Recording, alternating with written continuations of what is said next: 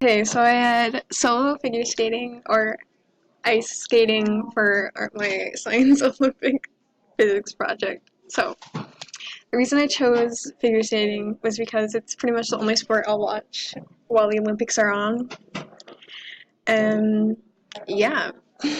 So Jackson Haynes was the first person to incorporate dance with skating. So he created figure skating around the 13th or 14th century in by the Dutch. He was Dutch. The goal is to do a routine including dance and tricks and get the highest score. And how it has changed so much from starting without having dance with just skating around and to having dance incorporated into it. And it used to be just men, and now it is both men and women competing together or against.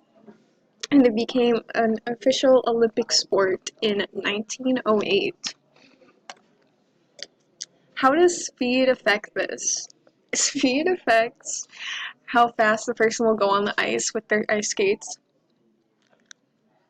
And speed is almost everything. Without the speed, they can't pick up or lose inertia. And without speed, they won't get the momentum to do tricks and skate longer. You can measure how distance how distance and time. Wait, you can measure how distance and time. So I used velocity equals distance divided by time to find the speed. Okay, what does velocity have to do with this? Velocity mostly just affects how the skater spins or how they rotate. It all depends on how much speed leading up to the turn will determine the velocity.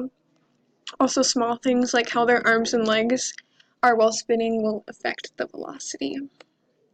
Acceleration. Acceleration is a very important ability for a skater to have.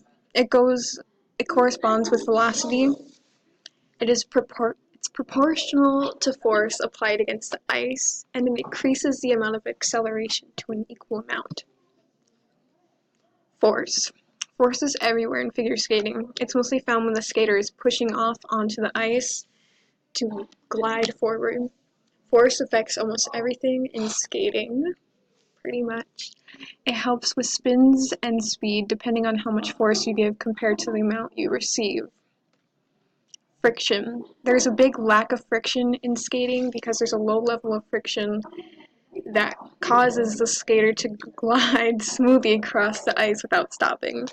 It happens with molecules on both surfaces bonding or like rubbing up against each other and they resist, but it breaks the bonds even more and creates a gliding effect. And friction is wanted in this sport. Gravity. Gravity will cause the most effect on the stability. Gravity is very hard to go against in skating, and it's a really hard skill to maintain.